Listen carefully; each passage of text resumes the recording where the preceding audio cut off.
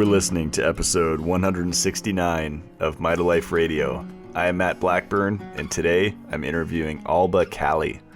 She talks about her experience being vegan, her journey with PCOS, birth control, being bloated, constipated, and then discovering Weston Price, Ray Peat, trying different diets, and where she's at now with her understanding with fertility, pregnancy, and balance.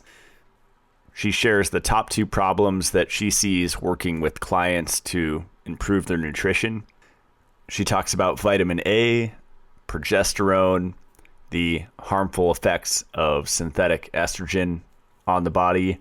And then at the end, I ask her Q&A questions that the listeners sent in. So this was a really fun one. Alba's really knowledgeable about fertility and pregnancy, and so many women are confused about that now because of all the misinformation being spread about iron and prenatals, and there's just a wave of nonsense to counter. So I'm really grateful that people like Alba are out there. So here we go. Here is Alba Cali.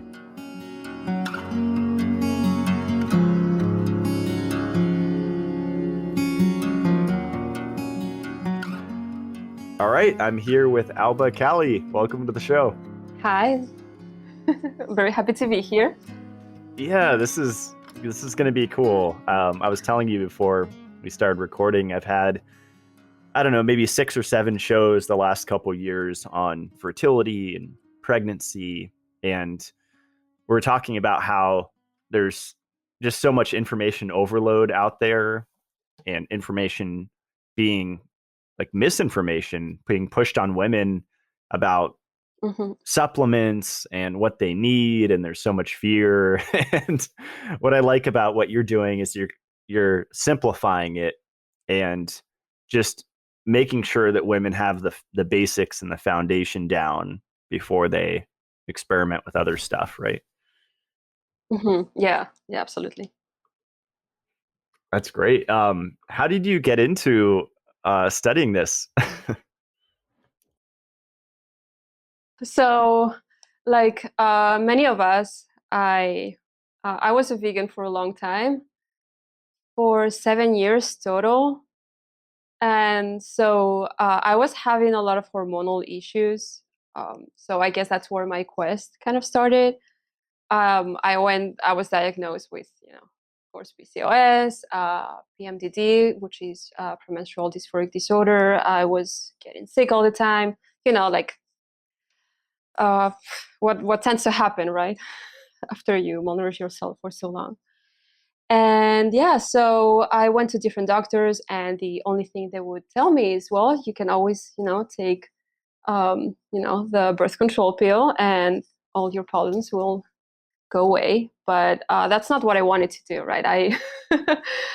I was aware by that time that that was not really going to fix anything. So after a few years, I went on a quest and just tried. I decided that I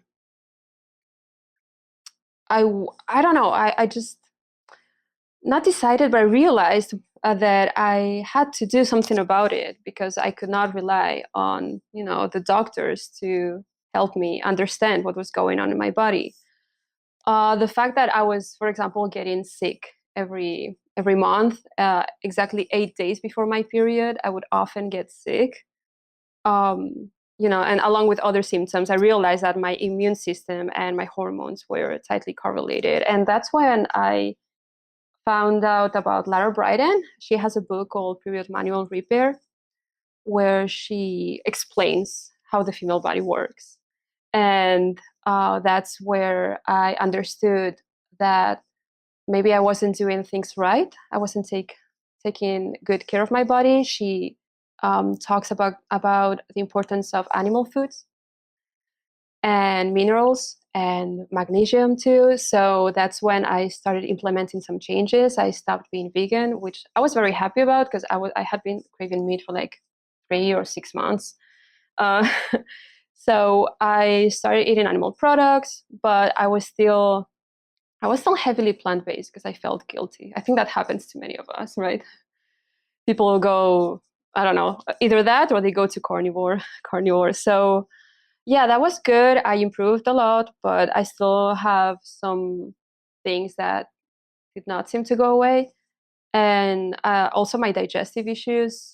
I started having digestive issues, like serious, like just I would be bloated all the time. I was retaining a lot of water. Um, I was severely constipated, and I had a friend who was doing the carnivore diet, so I decided to give it a try. I did it for a few weeks, and it felt okay, but I realized it wasn't for me. So I started reintroducing some carbs, and that's when I discovered the work of Western Price, the Western Price Foundation, and then later on Repeat. I also did the primal diet for a while. And yeah, this is when I just removed all soy from my diet. I stopped doing that many veggies, that many salads. I removed seeds. I started cooking, with animal fats instead of olive oil, which is what we do in Spain.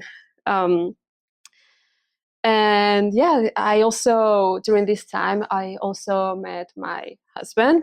Um, and when we started talking about future, having children, I realized that, maybe I had some work to do, that I was feeling strong, but maybe not strong enough, like, um, I don't know. And that I had some flashbacks and I started thinking about my own health growing up, right? So I'm the youngest of three siblings, and not neither my brother or sister have health issues, but I could not digest my mother's milk.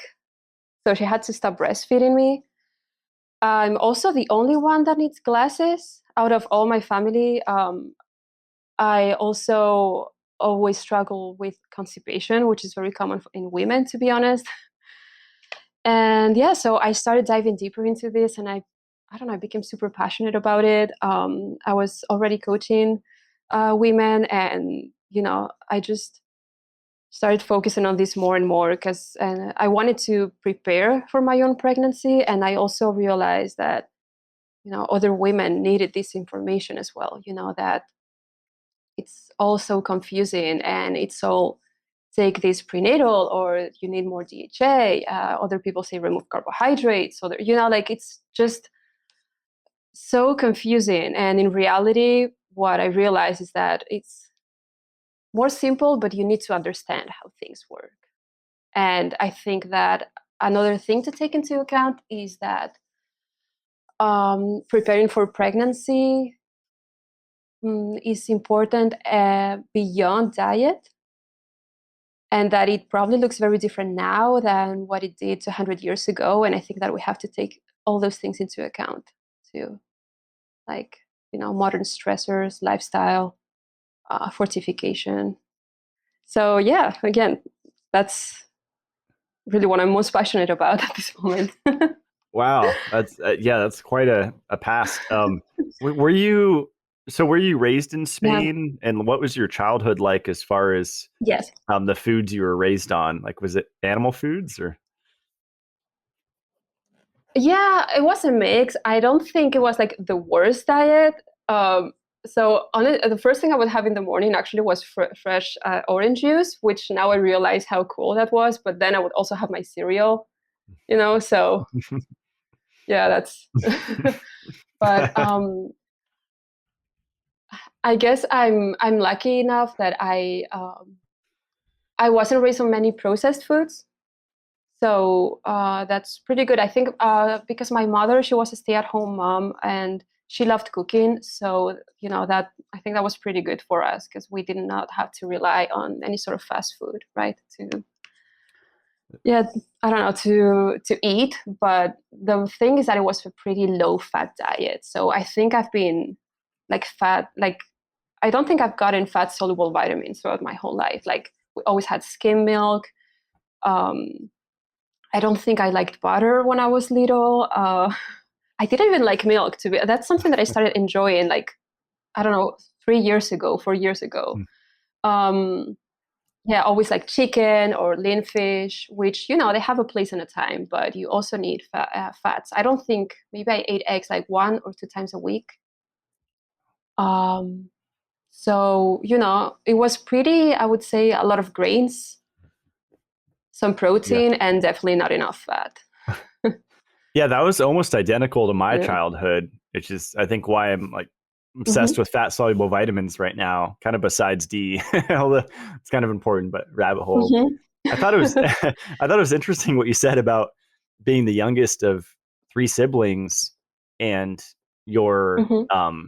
your siblings don't have health issues. I don't know if you've heard Morley on my show talk about how the mom like uses up her minerals for each child that she has. Yeah. And I think it's like 10% of her Hmm. minerals Yeah. for the first, and then 9, and then 8. And that seems to be a trend. Like the younger Yeah. child has most of the health issues because the Hmm. mom just got depleted, right? She's doesn't have Exactly. as many minerals. Yeah, that's such a, like, I think we can see it. I think it's in Deep Nutrition where Kate Shanahan actually shows these examples of actresses and like their or actors, just famous people and like their younger siblings, and I can definitely relate to that. I mean, obviously, my health wasn't bad, but it's definitely worse, right? It's definitely not as robust, you could say. Um, and we also talk about the sibling, like, spacing pregnancy. That's definitely important, but I don't know, like my brother is 11 years older than me, my sister is 5 years older than me, so obviously there's more than, just spacing between pregnancies. You definitely need to replenish your nutrient stores, and obviously that's something that my mother didn't do because she wasn't aware of that, right? She didn't know. So yeah, I definitely got the worst. And she also, another thing is that she also dieted a lot. She was very skinny and she wanted to stay lean. So we know what that does to the body. She was probably already very depleted by the time she had me. So obviously the fact that I couldn't even digest her breast milk, I think that's very telling. Yeah. Was she taking Yeah. any supplements? I'm curious. Like that would have depleted her in No. other things. Okay. Hmm. No. Um, Honestly, the thing with prenatals is that they're very, very popular in some countries, but in Spain, they are really not a thing yet. Hmm. And just taking supplements in general, I don't think people do it as much over there as they do in other countries. So I don't think she was taking anything. I've never seen her do that. I grew up I'm from Spain, but I actually grew up in France. And I would say like it's the same thing over there. I don't really take that much. And luckily, grains are not as fortified as in here. We don't have like the iron issue as, uh, Yeah. people The have over US here. experiment. So yeah, that's nuts. I mean, I still had my cereal in the morning, which, had all the things in it. But, at least it was only one meal a day. So Yeah. What is the ideal pregnancy spacing, like the time in between having children? I would say that it depends. I know there's some people say that you should wait at least 2 years. I think that's like what the average doctor would say, at least a year and a half. But ideally 2 years or more. But I think it really depends. I think that a woman that's fully nourished, that's not, let's say that she doesn't get into pregnancy in depth, already, which is what's happening. I think she can get pregnant, soon. Soon, I mean, sooner, let's say, without compromising her health or, her child's, her baby's. Again, but if you do this, you have to, be very careful and make sure that you're eating a lot of these nutritious foods, that you're replenishing your nutrient stores. Because if you're breastfeeding, then you have to make sure that you're eating at least 3,000 calories a day, that you are getting plenty of fat soluble vitamins, that you are trying to keep your hormones more or less balanced. And this is not something that usually happens. So if you've been pregnant and you did not prepare, if you did not have that time to prepare, I would say wait at least 2 years. But if you have been doing all the work, if you've been eating, if you've been making sure that you go outside, that your circadian rhythm is also on point, that you're you're not hypothyroid, you're not estrogen dominant, all these things, then if you feel ready, just go for it.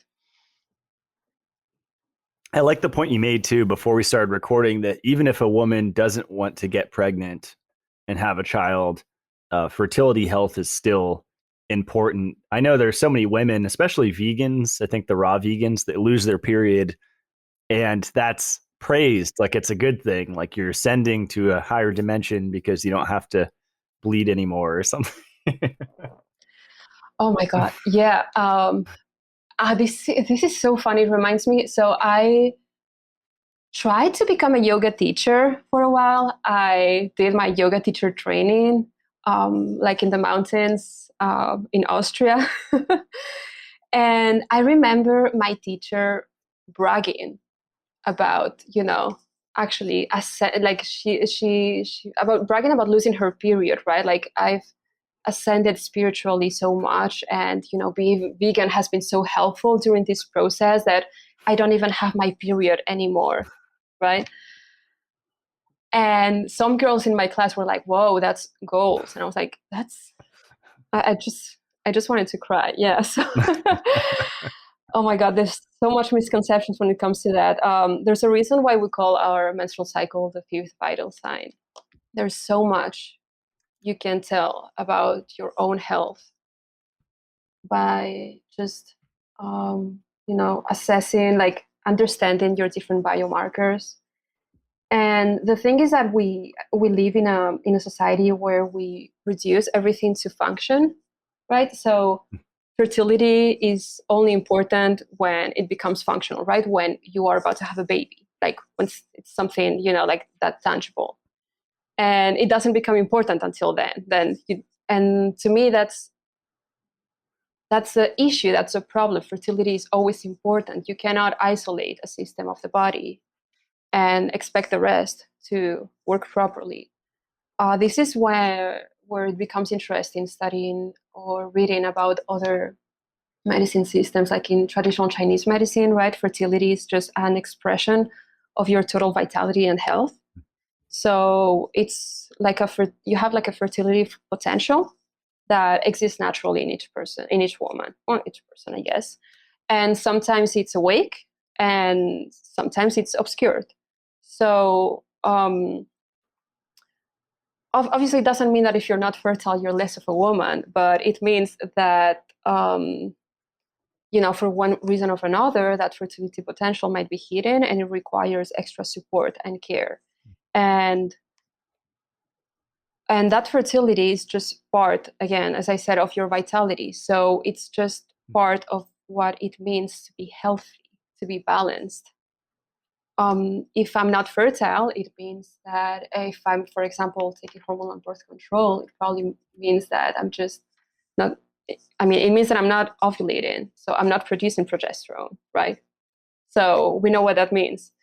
It probably means that I have too much iron in my body as well, not only because the birth control pill may contain iron, but also because I'm not bleeding every month. Or I might, but that's just withdrawal. That's just a withdrawal bleed. It's not even a period.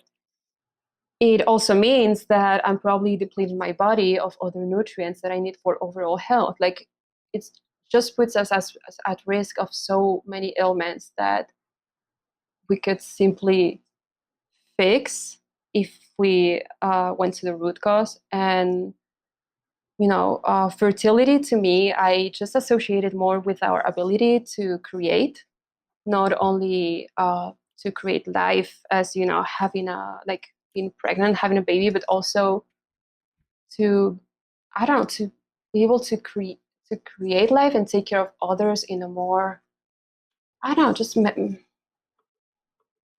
like how do you say, like a metaphor, yeah, like Would you say like um like creativity too? Like, yeah, I mean, I think there's an imbalance between what you call like masculinity and femininity. I think that women are taught to be very masculine, and even the way we approach, like I see it on my clients when they want to prepare for pregnancies, that okay, tell me exactly what I need to do, how can I control this or that, how can I, you know, and what I always say is no, like you have to learn to flow, you have to learn to relax, you have to learn to accept that, throughout the month you will be craving different things because you have a cycle, and like nature, like the seasons, you also have that within yourself. I don't want to get too mystical, of course, but I think that it's important for women to understand that preparing for pregnancy and just allowing your fertility to flow means letting that control mindset go, and just trying to connect with our bodies in a more gentle, intuitive way. And you cannot do that, and it's very difficult doing this if you are just suppressing your body's natural flow. I love that. Yeah. I get so many messages from people that are like, what do I take for this? Or what do I do Hmm. for this? And it's like they don't realize it's all connected, and to try to just knock one thing out is not the way to approach Hmm. health. Yeah, I think that allopathic medicine, right, it's kind of like lame when it comes to this, because it's always like, this hurts, okay, take this, that's it.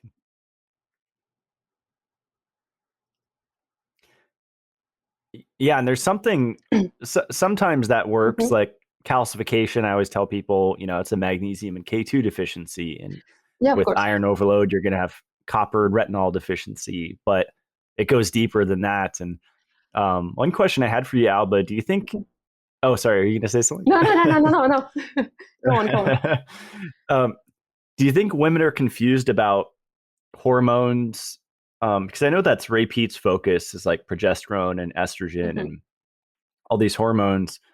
But it seems like from what I've seen, people don't think about how vitamins and minerals like run the show, like run the Hmm. hormonal show, and they Yeah. just jump to like topical progesterone, which can be helpful, or let's take some Hmm. estrogen antagonists, instead Yeah. of like just focusing on vitamins and minerals.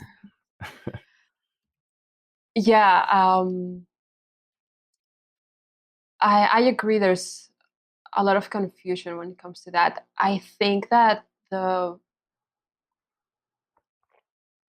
body. So the way I see it is that, again, I'm not against like taking supplements or anything. I often recommend that to my clients, but we have to understand that the body wants to find that balance, right? The body is all the time trying to achieve that, just homeostasis. And it's, I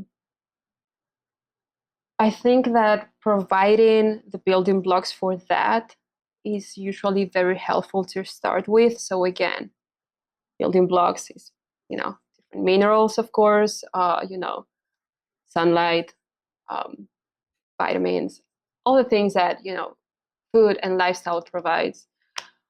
If you have a hormonal imbalance, you can try to progesterone can help. I'm not going to say no because I've used it, okay, and it's been very helpful, but it helps. It's not going to fix anything. It's not the main issue. If you are not producing enough progesterone, you have to wonder why. And, adding more progesterone will probably help you with, with the worst symptoms. It can sometimes also help ovulate better. In women, of course, it can improve but ovulation. But first, you have to start with other things like just your body cannot function. Just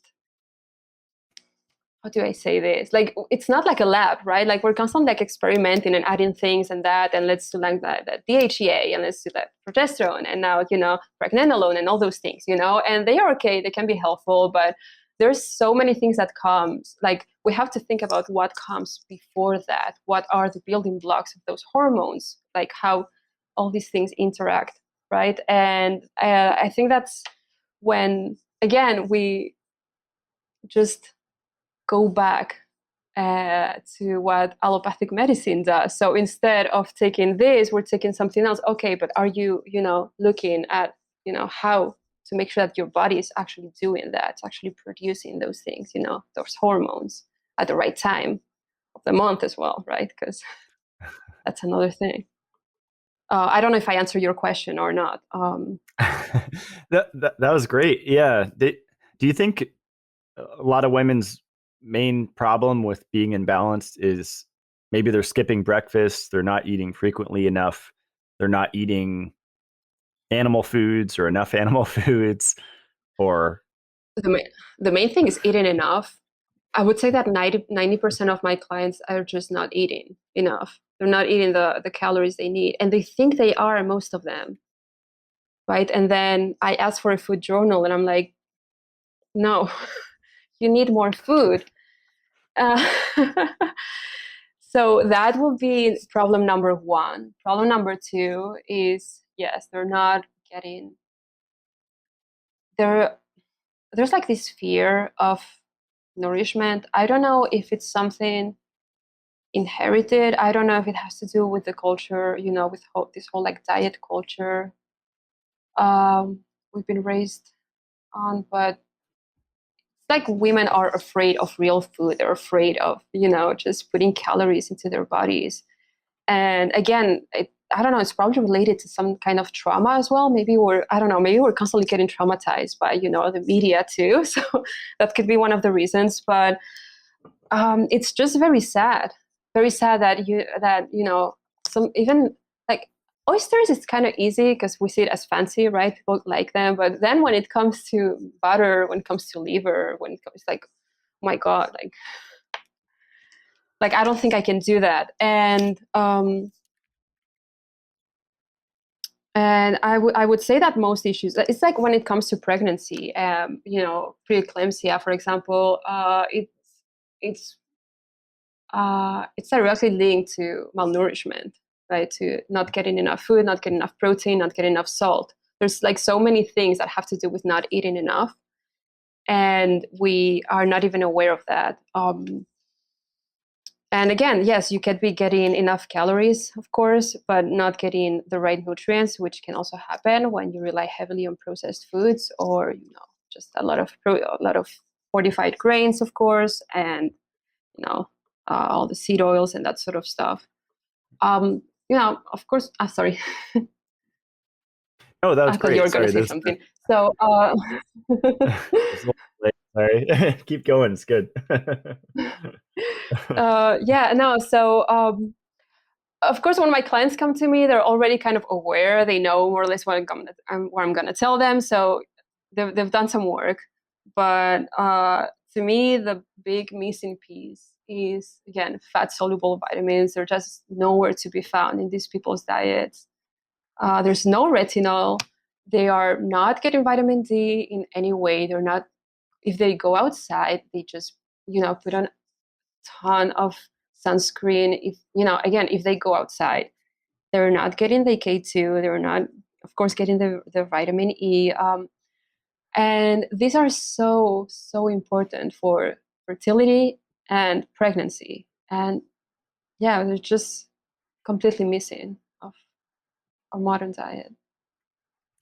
Yeah, it's fascinating that each fat soluble vitamin is like a crazy rabbit hole. Like people have spent their entire lives, like the Shoot brothers in Canada, just studying vitamin Mm-hmm. E. It's just one of the four, and it's wild like how many effects they have, Mm-hmm. and that certain ones Yeah. are being like demonized. Like some people think I hate vitamin D, or Jim Stevenson Jr. does.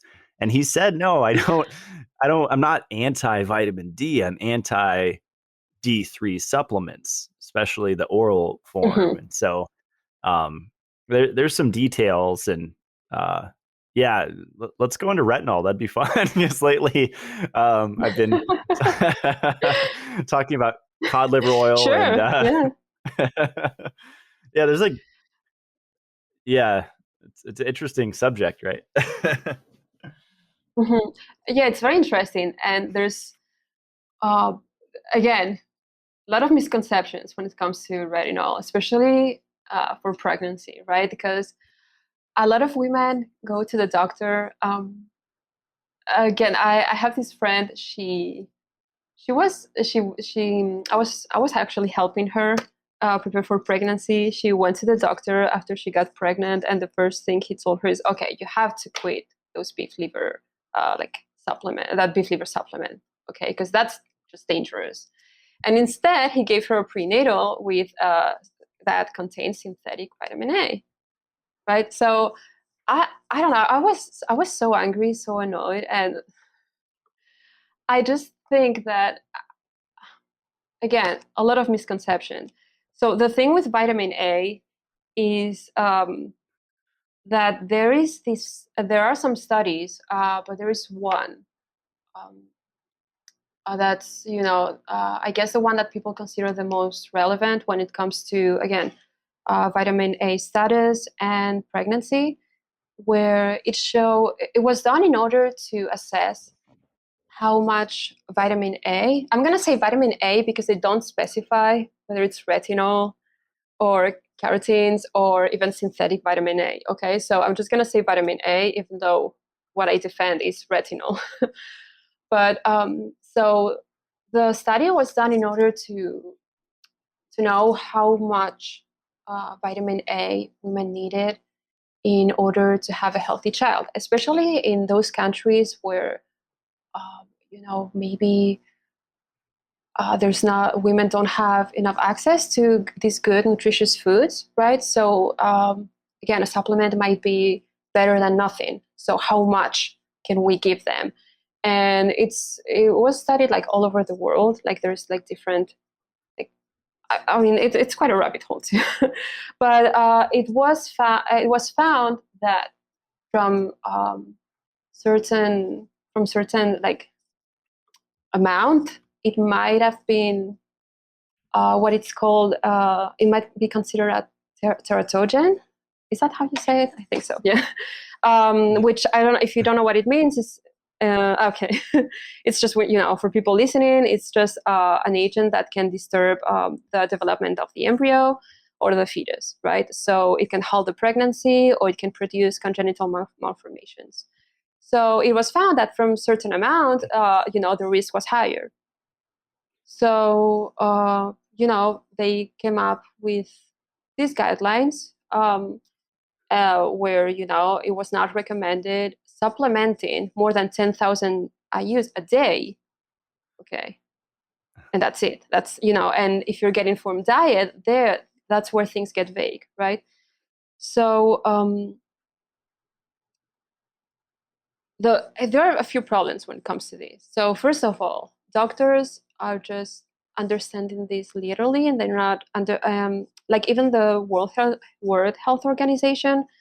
They admit and they say that it's not the same getting synthetic vitamin A, and of course there are different types, but it's not the same that than getting it from food, especially when it comes to retinol, right? So they admit that the way we metabolize it is different. So they do not even say, again, don't eat liver, which is what doctors are saying these days, right? Another thing to take into account is that other studies that have been done on the topic, and they've come up with their different conclusions as well, where they say that too much vitamin A could be dangerous, especially during the first 3 months, which are, we could say, the most important or the foundational stages of pregnancy, right? When they measure the vitamin A that these women were consuming, they were not differentiating between fortified foods, again, carotenes, or the retinol that you're getting from animal foods. So it's to me it's very confusing, because you in many countries, like in here, milk is fortified, right? Like, Yep. and you just you can't compare that with what you get from liver. And yeah, there was another study actually that proved. Well, I'm gonna go into that later. But yeah, when it comes to these guidelines, again, we have to take into account that they're made to measure how much is safe to supplement. They do not say you should not consume liver. Actually, they do say that eating some liver is good. And the only times where they advise against it, it's because a few years ago, in France, if I remember correctly, they measured, they analyzed the retinol content of beef liver, of conventional beef liver, and it was found that 100 grams contained 100,000 IUs, which is a lot. And that's because the diet of these animals was, again, heavily supplemented. And they started taking measures, and they after finding this out, they started reducing that the supplementation of these animals. And they, what I say in response to that, though, is that if you get like grass-fed beef liver, you just don't have to worry about that, because you're not going to get 1,000 IUs out of 100 grams, and it's still very cheap. But then again, I think everything is taken out of context. Vitamin A, like retinol, it's necessary. You need it, and there's no guideline that, like, if we like. I can easily contradict guidelines and say that we need more or less. But even if we go to like the most basic mainstream guideline, not a single one of them advises against eating liver or getting like retinol from your diet. Not a single one of them. I haven't found one, and I've been looking. So again, to all those women that are scared of beef liver during pregnancy and all that, like, don't worry. I know so many women that have consumed good amounts. I'm not saying daily, but good amounts of beef liver, cod liver, and they had healthy, beautiful children. No issues whatsoever. So again, I think this is just a big misconception, and that's where we just mix a lot of things, and people just don't read the whole thing, and they just come to their own conclusions. And yeah, in the end, women end up being scared of the most nutritious food of the planet, which is like, I don't know, it's so weird to me. And then we're okay like having canola oil and that sort of stuff. that that was great. Yeah, there's the one guy I'm sure you know of that's making the vitamin A toxicity rounds on all these podcasts, Yeah. and just Mm-hmm. it's fear porn. And it's like, Yeah. it's interesting because he has all the studies showing that synthetic, he says synthetic and natural, there's no Mm-hmm. difference, and here's 5 studies or whatever. But what convinced me was like that vitamin D3 Mm-hmm. uh, depletes A, and Mm-hmm. the milk that I was raised on, the milk that I see in stores now, it's all fortified with D, and they're like force feeding D3 to us. And so that's going to Mm-hmm. create a retinol deficiency. It just, it has to happen, right? Yeah. And the fact that, again, you're probably not like those animals, like their milk is probably not even like rich enough in retinol. Like it's just we're supplementing without knowing that we're supplementing, right? Like that's the problem. Plus all the other things, that supplementing D3 can deplete. Like it's just we're just playing with fire, and people are not aware of that. Right. Yeah. I have you heard of women like not being able to raise their retinol or see benefits from beef liver? Because it seems like there's like a burn rate like copper and magnesium with Hmm. retinol, and Hmm. some women might need combinations of different retinol sources like cod liver with beef liver and the other stuff, egg yolks and butter. um, so I haven't really found like I haven't found many women with these issues, but normally what I recommend is again getting it from a variety of sources because each one of them have like different pros and cons. So to me, again, beef liver is important, and but I also recommend eating cod liver just because all the different cofactors in different foods they can like you like the body like how everything like synergizes and how like you just cannot know exactly everything, right? Like exactly what you need. Like you need vitamin A, but maybe again, as you said, you might need other cofactors. So that's why I think it's best, trying to diversify and not rely on one source.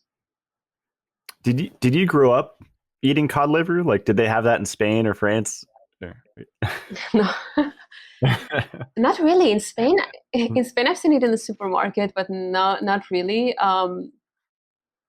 Like I have eaten some offal growing up, because my mother loved it, but then when my sister became a teenager, she started saying it was disgusting. Then as a younger sibling, I did everything my sister did, so I also stopped eating like the beef tongue and the liver and all that stuff. Yeah, so but in Spain it's pretty popular, I have to say, in general, offal, just not cod liver. Mm. Yeah, the articles that crack me up and the fear porn is the polar bear liver. They say like there's Oh a million yeah, oh that's articles a that big review one. Yeah. I guess one Yeah. polar bear liver could kill like 52 adults or something. Oh my God. Yeah, actually, isn't like one of the examples that, that guy likes to use as if, people were eating polar bear and seal liver on a daily basis. Right. Yeah. Yeah. I mean, it'd be a good supplement company idea. It'd be really affordable because you could make a lot of pills out of that. Yeah. Oh my God. Yeah, you know what? Yeah. And, sounds very exotic. So, Yeah, people have been asking me about shark liver. Like, what do I think about shark liver oil or something? I'm like, that sounds kind of harsh. Like, I don't know if sharks are endangered. yeah, I haven't looked so much into it, but all I know is that I had a couple of clients that were taking it, and they both I of course told them both to stop taking it, and they both had skin issues which stopped immediately after quitting shark liver. So I kind of looked into it, and I don't know, after this I was like, yeah, just no, no, not my thing. Maybe they were um like turning into a shark. yeah. Oh my God. Like again, it sounds very cool and all that, but yeah, I don't know. I just, yeah, I feel bad for sharks. um, let's see. So you mentioned too before we started recording diethyl Mhm. still bestrol. That's Oh a hard one to say. It's like a yeah, synthetic yeah. estrogen. Look, yeah, I guess people call it des, like, to just make it easier to pronounce. So this is one of the my rabbit holes that actually got me deeper into this whole you know estrogen thing, and preparing for pregnancy, like properly making sure that your hormones are balanced. Even though, well, long story short, this is a synthetic estrogen. It was developed during the 20s, during the 20s or 30s. It started being used in the late 30s, right? And it was prescribed to women who had had a history of miscarriage or just pregnancy complications. And there were studies that proved that it was very effective and safe. That's what they always said. Actually, there's this big ad with like a baby that says, again, effective and safe. When we know now that what women need is progesterone, that if you have a history of miscarriages, then maybe you have low progesterone. But what you need more of, it's definitely not estrogen. But yeah, it had a very aggressive marketing campaign, and it was used from the 30s until, for pregnant women, until, it depends on the country, but 60s, 70s. And it's estimated that between 5 and 9 million women took it. So what this is, it's a synthetic estrogen that acts as estradiol. And it was, again, it was given in large amounts to these women. And it was also used to bulk livestock. But this is one of the experiments with estrogen, right? Given to livestock. It was given to like pigs and poultry, but they soon realized like they were getting fat, but they were also getting sick, right? And then they were like, okay, people are going to be eating, like these sick animals, like these, it can have some serious, consequences. So they banned it in livestock. I don't remember what year exactly. I think, I don't know, 50s, late 50s, I think. By the late 50s, it was already known that giving synthetic estrogen to pregnant women was dangerous, right? So what they were starting to see is that these women were getting sick after these pregnancies. Many of them were developing different types of cancers, but also their children. So many of these, what they call now, death daughters, which is like a term they came up with because these death daughters have malformed many of them have a malformed uterus, which is called a T-shaped uterus. They have serious fertility issues. They do not ovulate. They go through menopause in their early 20s. Many of them also developed rare types of cancer, cervical cancers, by like the age of 19 years old, which is not the age where you should, be getting this type of cancer. If you should never, but of course, this usually happens later in life.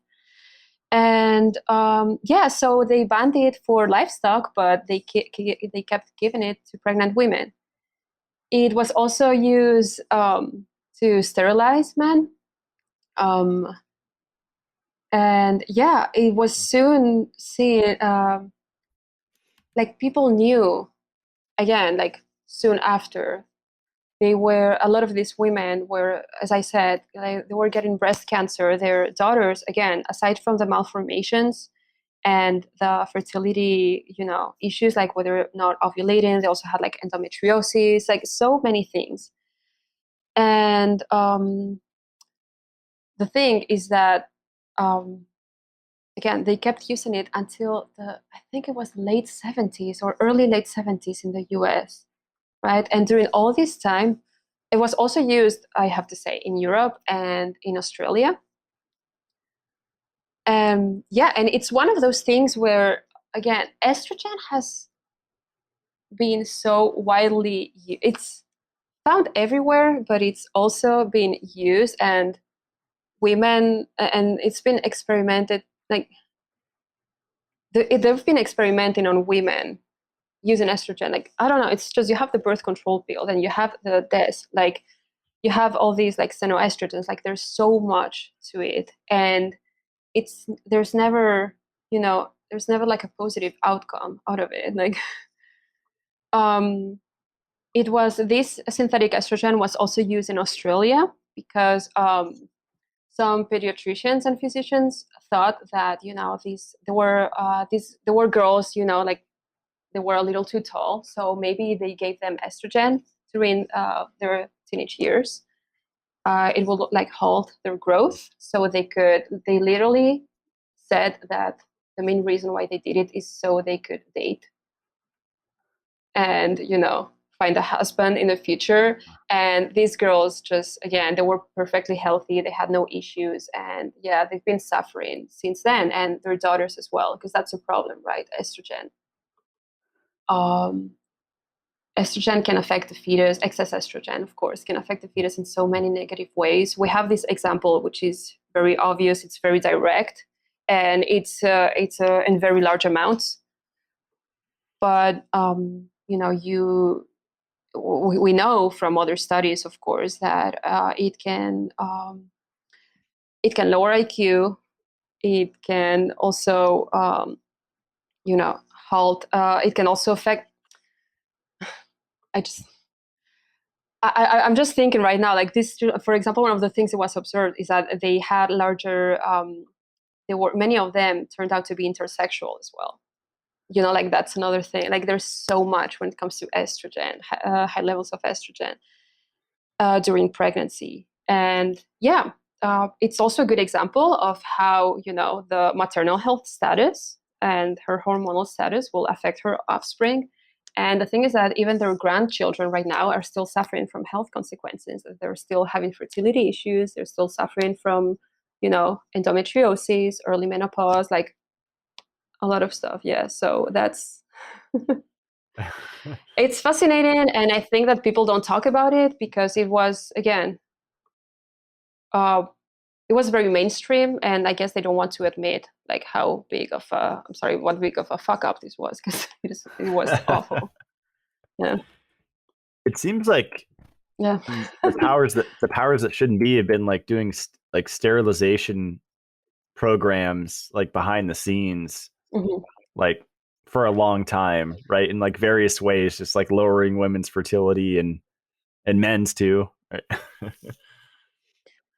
Yeah, to me, it's fascinating. Actually, I mentioned mainly Des daughters, but the sons are also suffering from a lot of these health issues. The thing with sons is that because they are not fertile, they do not really have children, so they don't have these grandchildren. But yeah, estrogen, uh, I think it becomes very sketchy when progesterone is so beneficial, right?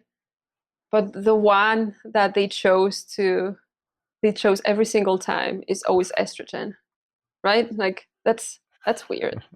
Um, yeah, we see with the birth control pill, right? Like that's, and it's funny because all of this happened at the same time, right? So you have this in one side when they figured out that it was dangerous, but then at the same time, in the US, they were already developing the birth control pill with those like huge amounts of estrogen, and they were experimenting with women in Puerto Rico. So all of this happened at the same time. Women are dying, or getting severely sick, and we're still here, and no one has paid for it.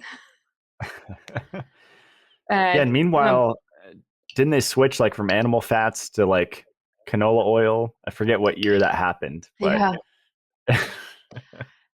Yeah, and didn't I remember I read about I don't know if it's Rapid who mentioned this or maybe it was somebody else, but about giving them coconut oil, and how like pork was getting they were getting like so lean and so healthy, right? Like they had to stop giving them all these saturated fats. Yeah, it's really honestly it's just I get so mad when I think about this. Like it's just so unfair, and it's just so sad. And I think that's one of the issues with many of my clients, right? Like they've been on estrogen, they've been on birth control, they've been on estrogen for so many years. Um, you cannot expect it not to not have an effect on your fertility. Yeah. And do you often recommend just supporting their body's production of progesterone? Mhm. using animal foods? Or- Yeah, of course. Yeah, that's like that's always, yeah. I mean, there's a few things to take into account when it comes to progesterone. Stress is number one. So we talked earlier about getting a sufficient amount of calories, but of course you have to spread them out throughout the day. So blood sugar is one of those things that you want to, be aware of. So, getting your animal foods, but also with your carbs throughout the day. Um, because stress will just halt progesterone production overall. And the thing is that we only have one chance a month of producing progesterone, right? It's that um, when we when the corpus luteum is formed, right? So the quality of that like temporary endocrine. Sorry. You got it. um, the quality the quality depends on, again, just the building blocks that you provide.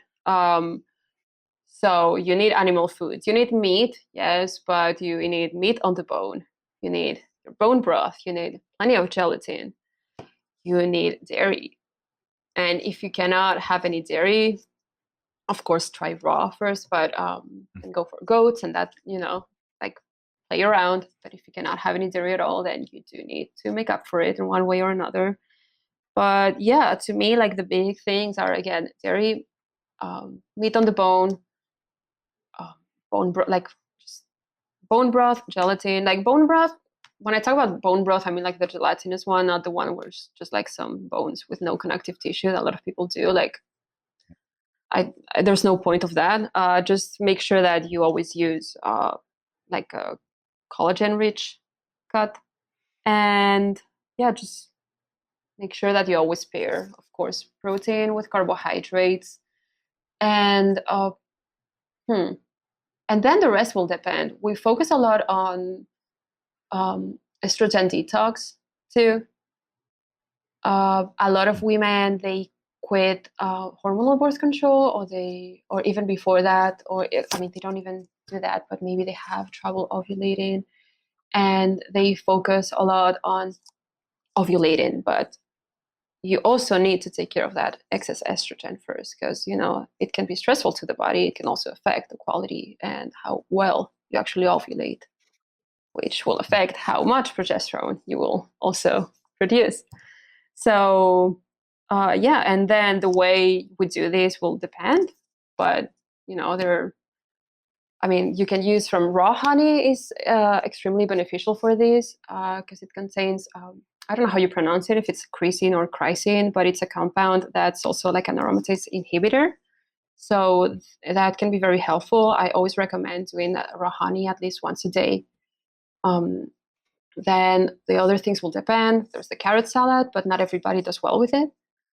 So, there are other things, other herbs that you could also use. I love using nettle root as well for this. And it's very easy for most people to implement, and, super beneficial as well. There's the mushrooms, but any mushroom will work. I don't think you have to do the whole soup.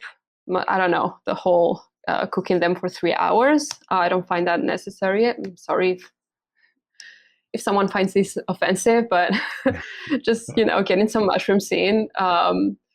Yeah, and then again, the rest will depend more or less on your lifestyle and what you need to adjust. Mm, that was So great. yeah. You're making me miss making nettle root tincture. That was one of my Oh. hobbies. When I lived in California, I was like collecting acorns and harvesting nettles from the root and tincturing it. And I would do shots, like a whole shot of vodka, like just a really strong nettle Uh-huh. root shot. Oh, Felt wow, that great. sounds amazing. Wow. Yeah, I'm sure Probably California healthier. is very cool for that. Yeah, there are actually some mountainous regions, and I think up here in North Idaho, there's some nettles I've seen around. I think they're kind of everywhere Hmm. throughout the U.S. So for the most part, Yeah, yeah, they're that's not cool that though about difficult to raw. find. That's also very cool. and you know Yeah. when you find it for sure. um, that's it's interesting about raw honey and the aromatase inhibitor. That's one that I wasn't Mhm. aware of. And there's like 7 different forms of vitamin D in there. It's such a powerful food. People don't realize. Yeah. Yeah, no, I love raw honey, and I think it's people are always happy to, have honey. Of course, it's sweet and delicious, and that's the thing, right? With eating good, that for the most part, it's just very tasty. So, Yeah, I'm really excited to harvest my 2 hives once the snow melts. I'm really curious oh, how much honey I'll get out of those.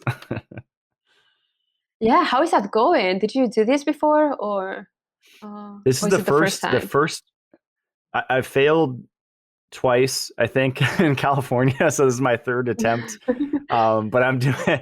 I learned a lot through trial and error. You know how we learn, and Mhm, um, I think I got it down. And I'm doing it old school way. I just did YouTube videos to figure it out, and uh, mhm, because there's just like supplements or nutrition. It's like you'll hear both sides, and mhm. queen excluders hurt the bees, or and queen excluders are necessary. And Uh-huh. I went with the necessary side of the argument. Um, you don't want And how did you larvae. start? Like, uh, Oh yeah, they're saying you don't want larvae in your honey, but uh, mhm. Of yeah. course, yeah. No, that doesn't sound very appealing. You just And how do you you just get buy started with the bees? Yeah. Oh, there's a little bit of delay. boxes. Sorry. Yeah, sorry. Hmm. You just buy boxes, or you could build them like DIYers. I think. Hmm. I mean, it's definitely a lot cheaper to build it. It probably costs a quarter of what you would spend. I have so much going on. I just bought the boxes, Hmm. but essentially Yeah, of course. you usually start with like a stand, a brood box Hmm. where the queen's going to be with it's usually 8 to 10 trays. Um, and then you have a Hmm. queen excluder, so she can't go in the top box, and that'll be your honey box. And so once the bottom one gets full, then they'll go to the top and start building comb on the frames on in the honey box. Okay. And then you could add, like, I have 2 honey boxes. I have a brood box and then 2 honey boxes, so it's 3 high. And I think you could stack it as Uh-huh. high as you are strong. I mean, because they get Okay. super heavy. I think they get like 100 pounds or something. But it's such a fun hobby. Like, Wow. I think beekeeping and keeping chickens are so easy. Like, I don't know why more people aren't doing it. Mhm. Yeah. Yeah, I'm definitely looking forward to homesteading and, starting, and also having some, I don't know, either a cow or goats like you do. Like that's so cool. But Yeah. do you have to buy the actual like you have to buy the queen? Like how do you start with a Yeah. So they're I don't called know. nuke boxes, NUC, and Okay. you can buy them from like farm supply stores like once a year, which is what I did. But those all die. And then I ended up going Okay. to the next state over to Washington, and usually Facebook groups in your area. You can find like homesteading Facebook Hmm. groups, and then like beekeeping Facebook groups is usually good. And Okay. that's what I did. And I found this guy that had hives on the top of a mountain in a super windy area, and he's just like, yeah, Oh he's a wow. pro, and so he boxed up Oh. 2 of his hives. And yeah, it's pretty crazy because they'll actually mark the queen with a white dot. So they have like a special capturing thing that they put on the tray Hmm. once he finds the queen. It's she's the biggest, and then he hits her with a little marker, so she's easy to find. And it's time to sell them. Okay. So yeah. Oh, wow, that's so cool. It's fun. Yeah, and I haven't Wow. been stung in years. The last time I was stung was like, I think it was in my neck, but it always felt good. I mean, I always got a buzz out of it. Yeah, well, some people swear by the benefits of bee venom, right? Hmm. Yeah. Have you ever been Yeah. stung by a bee? Yeah, yeah. It's funny because I used to be super scared of them as a child, and I never got stung by a bee until later on when I didn't care. Yeah, once on my back and once on my chest, and Honestly, I did not feel like anything bad or, just swollen, but I was a teenager. I don't remember so well, to be honest. But it's been a while. Yeah. Yeah, yeah. Up here in North Idaho, we have some crazy bugs like wasps. Every summer, I'll have to. Uh-huh. I use my pressure washer because it's a little less toxic than the chemical sprays. I'll just pressure wash their nests because they get they breed like crazy. Yeah. Oh wow, yeah, I can imagine. Yeah, here I haven't we're in New Jersey right now. Um of course, like we don't live in a rural area, at least not yet. But here what I found very annoying is how do you call? There's like this species that's invasive from China. I always forget the name, but there's so many of them. They're like some type of like moth. And they're everywhere and they're very, very annoying and very dumb and they can barely fly and they jump at you. And when summer comes, it's just the worst. But, aside from that, um, just more bugs than in Spain and more animals. That's for sure. Yeah. Yeah. I wonder if they came out of Wuhan, the lab. No, I'm just kidding. Yeah, I heard about that one. Yeah, I just heard they're releasing like GMO. Uh, what was it? GMO. Another. It was like an Yeah, like insect, or mosquitoes. that's it. Mosquito. Yep. Yeah. Yeah, like what's up with that? Like, oh my God, yeah, like it Yeah. just feels like a huge experiment sometimes. Yeah, we're definitely in a sci-fi movie right now. Yeah, I don't like it, but it does feel like it at times. Yeah. um, well, Alba, do you want to jump into the Q&A questions? 'Cause we have a lot. Sure. Okay. Okay. I'll do my best. um, Here's your favorite. Someone says, "I know folic acid is thumbs down, but what about methylfolate Mhm. supplements?" Okay. So, despite me constantly talking shit about many of these supplements, I don't think that methylfolate is so bad. I think it can be okay, but I just don't think that folate is so difficult to come by when you're eating the adequate foods, right? So again, if you have your liver, if you can have some like green leafy vegetables, just make sure they're organic, please. A few times a week, well cooked. That's sort of like again, it's not like methylfolate is definitely one like less problematic. So I'm not going to say that by no means you cannot have it, but again, I just don't see the need. We can get it easily from food, and while there are things that we should supplement or should be more careful with, I think that we've always gotten pregnant and we've always gotten healthy pregnancies without the need of like all these things. And folate is definitely. And the thing is that folate and choline actually, choline was discovered fairly recently, and I'm not sure if there's already an RDA on choline. I don't think so. But choline behaves as folate, and it's actually as equally important, if not more, in preventing things like neural tube defects, which is why people take folate. So I would focus more again on getting some folate, but also some choline. So again, it's going to be the same thing, but liver, egg yolks. Just uh, you can get your green leafy greens, of course, but as long as you have at least as long as you consume liver, I'd say at least a couple of times a week.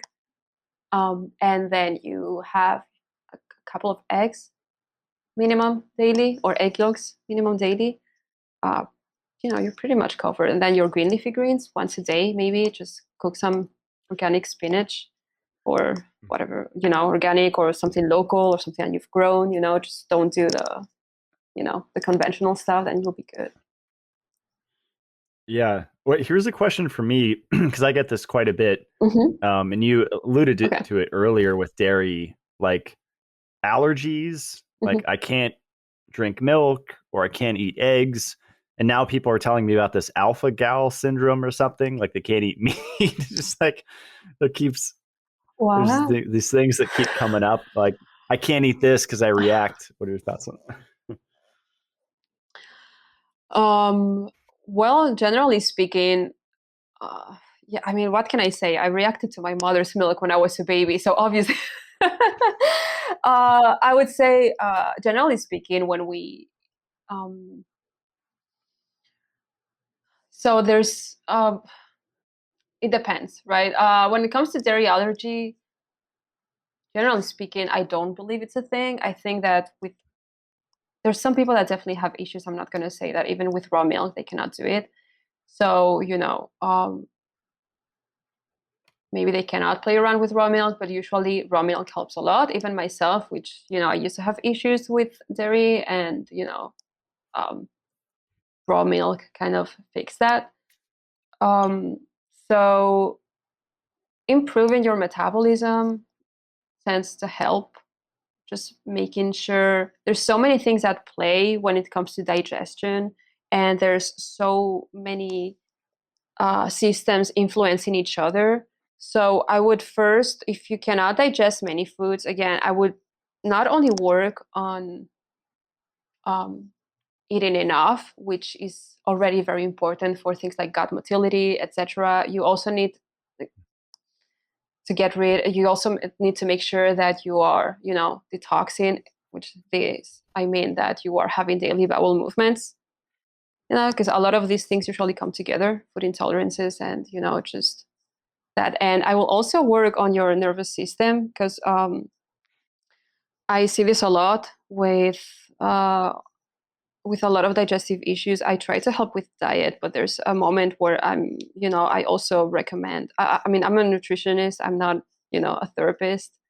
So, but at some point, I recommend working on releasing some trauma, going to someone that can also help with that, because I see that there's like a very close relationship with our just emotions, nervous system, and how we digest foods. And usually working on this helps a lot. I don't know if I'm answering your question. It's just when it comes to specific food allergies, there's a lot at play, but I find that working on these things tends to help a lot. Mm. Yeah, that's a great point. I I think the copper deficiency too. Like I wonder if that played a role in you Oh, okay. not being able to handle your mom's milk, because you said you were raised on cereals. So yeah. Hmm. Yeah, I mean, probably. I think there's so many things. So yeah, I think that not being able to handle like my mom's milk probably had an effect on my digestive issues afterwards. And of course, me needing glasses, and being like farsighted and this sort of stuff. We often forget that. And I guess, I don't know, maybe I'm sorry if I'm going a little bit like changing the subject a little bit, but I think it's connected. We forget that children, like gestation doesn't end at birth. So there's this concept called extra gestation. I don't know if you've heard about it before, but it's what it means is that we are not done developing. So the only reason why we are born at 9 months old, let's say, it's because our heads are too big and women's pelvises are too small, right? Because we walk on our feet. So it's an evolutionary, you could say, necessity, but the child keeps developing outside of the womb. And we are one of the few species on the planet that needs to do this. The child is not like, when you see like a calf, they can already walk, right? Right? Like they are they're already self-sufficient. Um, Again, the only exception maybe will be like humans and some marsupials. So after we come out of the womb, we need to be breastfed for, adequate nutrition. And of course, that breast milk quality depends on our mother's diet. So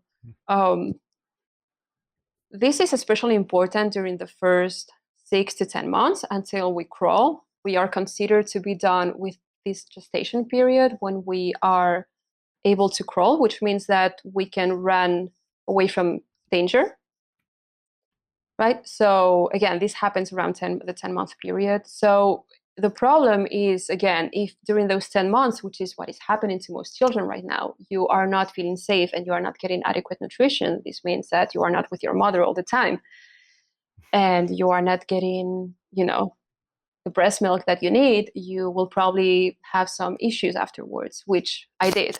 And I'm not trying to blame mothers for having to get back to work or, not being able to produce breast milk. Please, no, I hope no one takes it as, um, I'm not blaming anyone. I know the world we live in, and, I know most women would rather stay with their children at home, but this can definitely make a big impact in, the child's health afterwards. And again, during that time, you depend, like your nutrition depends on your mom, and it's very, very important for, again, your digestion afterwards, right? And your brain development as well, because that is happening like during the full year, your brain is still like fully developing. So again, the feeling of safety is, I would call that part of the nutrition as well that a child needs and we're not getting. So I'm sorry if I drifted from the topic, but I just, I think that there's so many things that can impact like a child's, like, the way we digest foods afterwards. And it's, all this that I'm saying is that it's not only the food you're getting from your mom, but it's also that feeling of safety, which will have an impact maybe on your future self as an adult. If you're a person that tends to, think or be more trustworthy, or maybe you're, more paranoid, or maybe you, tend to be a little more depressed or more negative. I think that a lot of these things start, at conception. Those are great points. Yeah. And you made me think of formula that a lot of babies are put on if the mom Yeah, can't, like me. like I know, yeah, like stress will dry up the mother's milk, right? And then they just put the baby on formula, which usually has iron in it, at least in the States here. It has iron. It has so many things. It has, vegetable oils as well. So yeah, that's a problem, that women need full support to be able to breastfeed. So they not only need to be able to be stress free, or they also need help. There's, we're now talking about the fourth trimester, right? So, which is, of course, the 3 months after giving birth. But, as I said before, I think that we should prolong that and talk about like the first 10 months. But yeah, formula is just, again, you're going to survive. Yes. Is it better than nothing? Well, of course.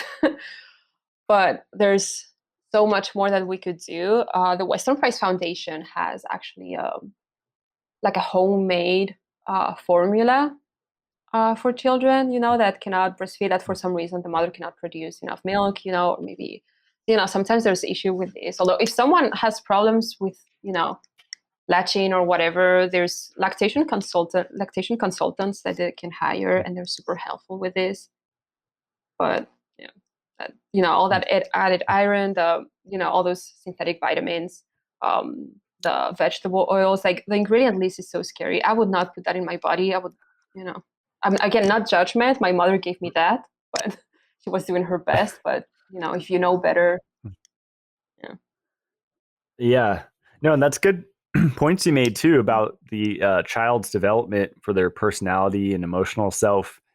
Like it made me so sad when I used to work at a juvenile detention facility and I saw the pregnant girls in there and they would get out be freed and then have their baby and then actually get locked up again. And I'm like, wow, what a Oh crazy my upbringing God. for that child. Yeah, that's very sad. Many people say that we store our deepest emotions and traumas in our womb, right? So I guess that's a good reason to work on, your trauma if you want to get pregnant. And I think that, I don't know, I think it could explain, or at least partially explain, why we, inherit some emotions, or, some, I don't know, just the way you are in the world and how you behave. Like, I think that there's definitely a connection between how your mother is feeling and how you are, going to be afterwards. That's why stress is, again, in every preconception diet in the world, even before modern times. Stress is always one of the things that's been mentioned that you need to work on before you actually get pregnant and while you are pregnant. Yeah, I have so many women ask me, like, is it safe to take shilajit when pregnant, or is it safe to detox while I'm trying to conceive or whatever? And I usually tell them, Mhm. like, don't I don't- combine them, right? Like, Yeah, so I mean, I think shilajit is cool. Honestly, I don't know. Like, as always with anything, just use your own judgment. Start low and slow, just to be on the safer side. But um, what's the other thing you said? Uh, like like Sorry, women was the want to do shilajit it. and They want to like the detox when they're detox? trying to conceive. Or, yeah. Yeah, yeah, I would not do that. No, no, no, no. Like, that's like, I guess when we talk about detox, it's one of those like celery juice type of detox Well, I guess diet, like if right? they Like, want to, yeah, don't if do it. if they want to, if they want to lower their heavy metal count or whatever, like I think Ah, like aluminum is a real I issue, and mean, yeah.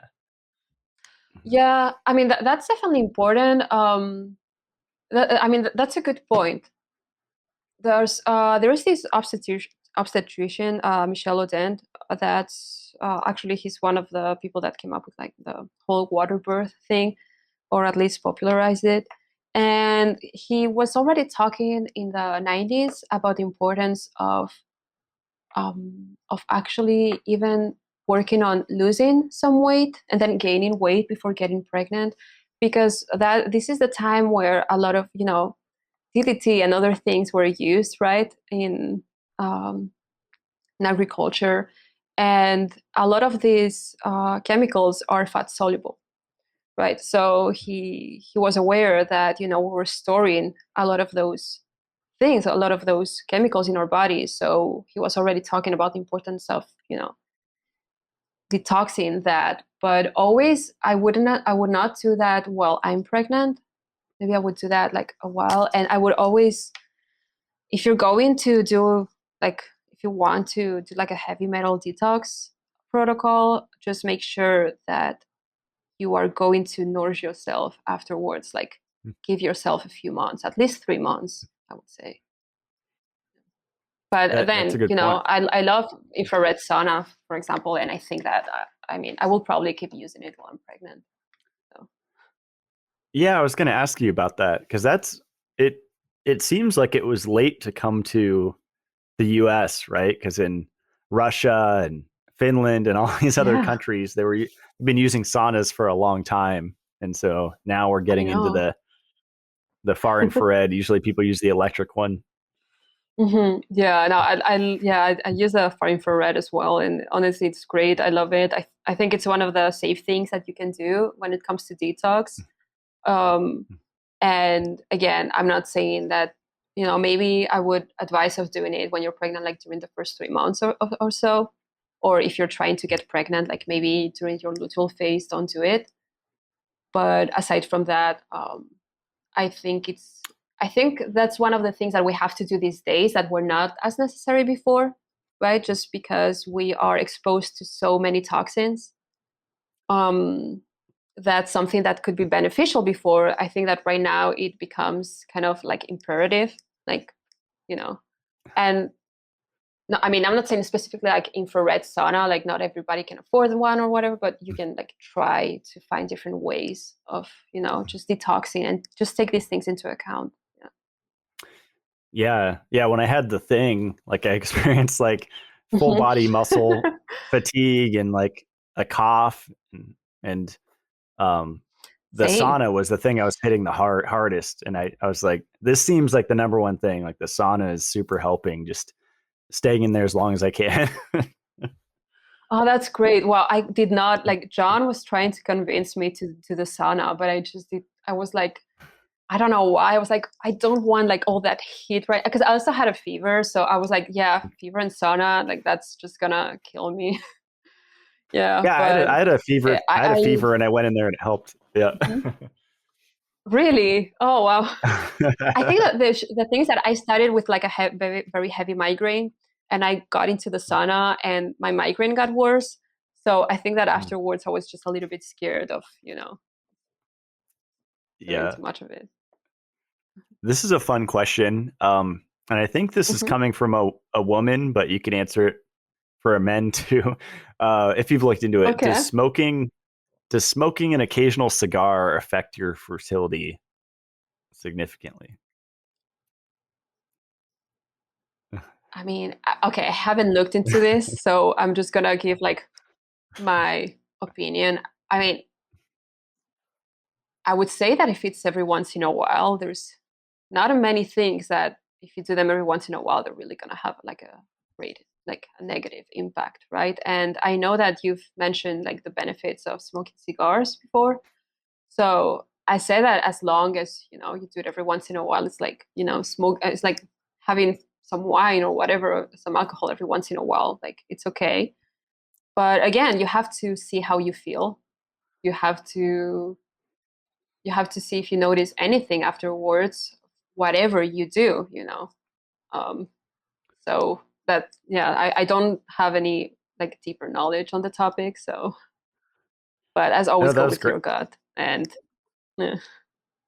Well, I don't know if you know, tobacco is an aromatase inhibitor. See that when Mhm. you were talking about the nettle and the honey, I thought of tobacco too. I think they need to they should know about their whole food C coming in and their vitamin E because those help to mitigate the oxidative stress from smoking. I think those are really important. Mhm. Yeah, I mean, tobacco definitely has some benefits. I think that the problem that people have, right? I mean, I come from a country where everybody smokes. Just in Spain, like it's not like in the U.S. Spain and France. My father, he's 66 and he still smokes. But yeah, there's just so much. If you don't know the source, like if you're not getting, I guess if you're not sourcing properly, right? Like there's so much stuff that they use in those crops as well. So much, so many chemicals, so many also like pesticides. When it comes to like, I'm talking about like, you know, just the normal mainstream, like I would say like Lucky Strike or something like I don't know, like whatever brand. Um, but I mean, if it's good quality stuff, I would have. I mean, I smoked for a while, so I definitely enjoy it. But yeah, and not so much. I don't do it so much these days because again, I just did not trust the type of tobacco that I was getting. Hmm. Yeah. Um, this is a good one. Should you always Mm-hmm. follow cravings, even if they're unhealthy? And how to learn what a craving is really telling you? Just like keeping good foods in the house. Hmm. So yes and no. I mean, oh my God, I always talk about the balance. So I think that sometimes it's okay eating an unhealthy food, like trying to be perfect is not good, right? Like I'm also going like, of course, you don't have every time you crave some, fast food or whatever. If it happens all the time, then obviously there's something underlying there, and you have to think what are you really craving, right?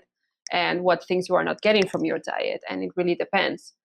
But if you are craving something unhealthy every once in a while, I'm sorry. I know most people maybe in this space don't agree with me, but I think it's okay having it. I think we have to learn to, let's say, just get off our high horses and, be normal humans too. Because if I meet my friends and if we're going to for Chinese, I'm going to have Chinese, right? Like, I think it's more unhealthy not having that food in that context or whatever than, you know, just indulging and enjoying and having a great time. And sometimes, I don't know, like, I think that there's something about the taste buds and just, really getting that food that you're really craving. Like, I don't think, but you have to see where you are. So if you have been having a very deficient diet for a long time, if you are having serious digestive issues, if you are struggling with conceiving and you know that you have a lot of work to do, just maybe indulge less, maybe wait, try to find an equivalent. I love making my own, pizzas and burgers and stuff too. So again, it depends on where you are. They are telling, but it will, like, women have the cravings of chocolate. That's obvious. That's magnesium, right? Like, we know these things, but sometimes magnesium won't do it and you still crave the chocolate. So, chocolate is good. You can have it. Again, it's just finding like that balance, right? Between eating having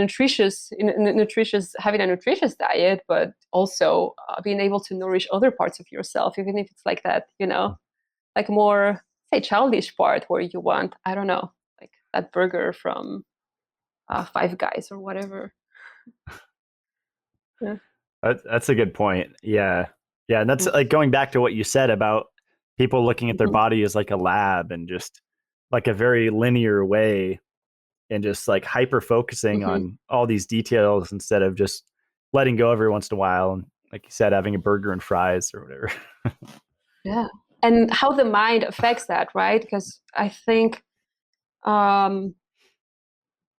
like, it's just maybe sometimes you are craving something that you used to eat when you were little that brings you good memories, right? So maybe it's just sometimes just getting that flavor in your mouth that it's going to bring you to, a place of safety that you might need if you're, for example, feeling unwell.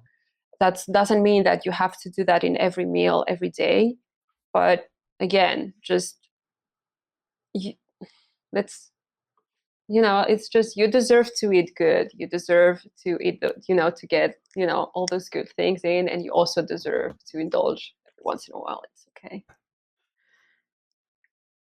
That's great.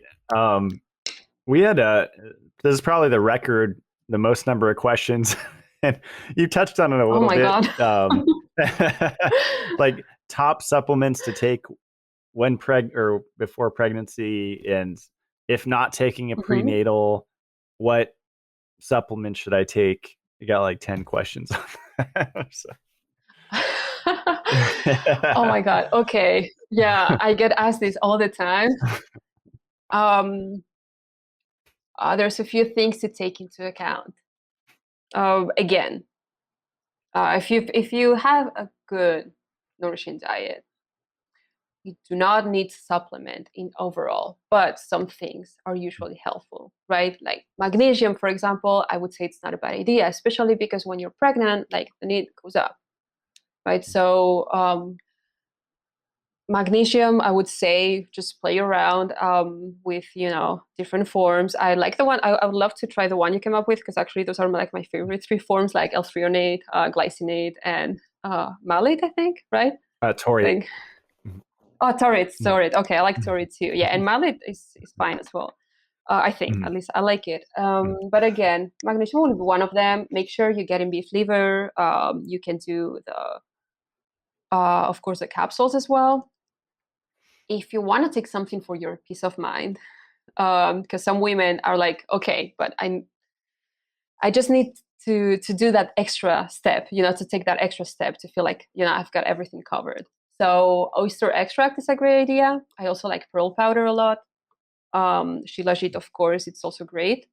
You talk a lot about these things already.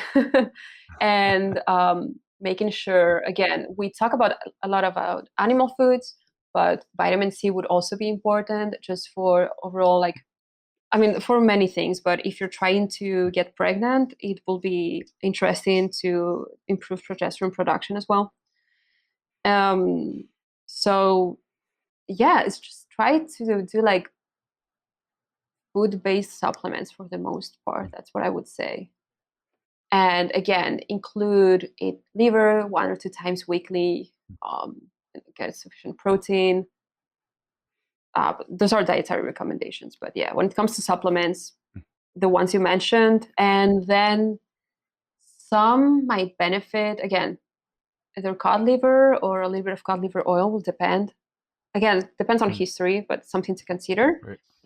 And some also, and I'm looking into emu oil for the K2, which I know it's a little, um, maybe people in this niche don't like it so much, but I don't know. I think it's very interesting. It could be a good addition depending on where you are.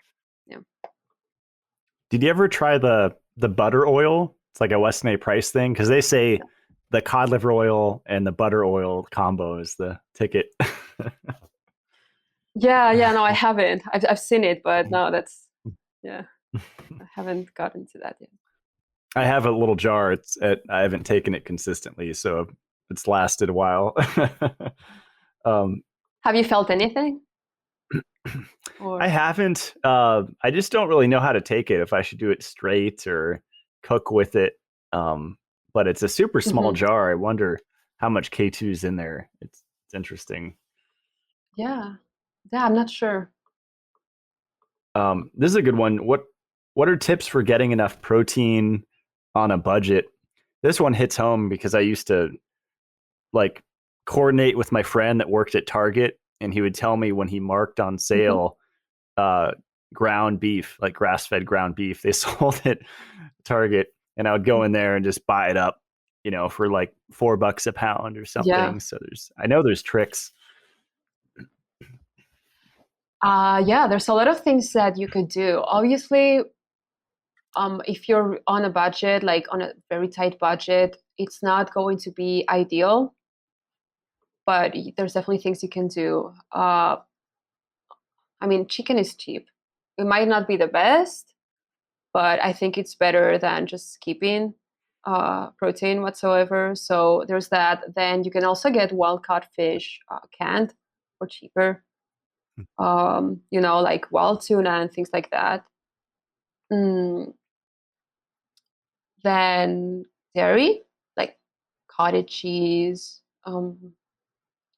yogurt. If you want to, of course, increase your protein intake, you can go for, skyr and like just, low fat yogurts.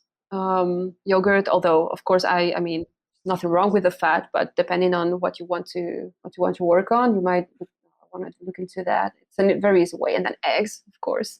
Eggs are very cheap. Like, and again, look at sales. I've been on a budget for a very long time. I'm not like like when I started eating this way, I was on a way tighter budget. Like right now, of course, I'm better off. But I have to say that I was always looking at sales, looking at going to the market and seeing what fish was on sale as well.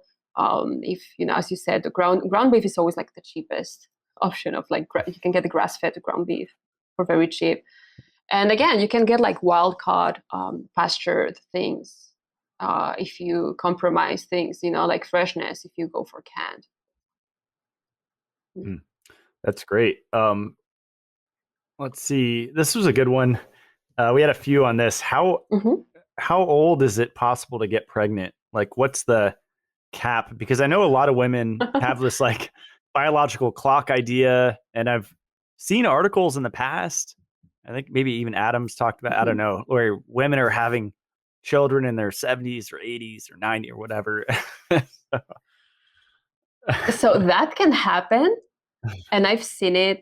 the thing with fertility and age is that our eggs contain more mitochondria than any other, say part of our bodies. So what usually happens is our metabolism, just gets impaired because I guess because there's all the toxins are accumulated in your body, all the bad decisions, like many things. Bad decisions, I mean, sorry, but I mean like maybe a nutrient deficient diet.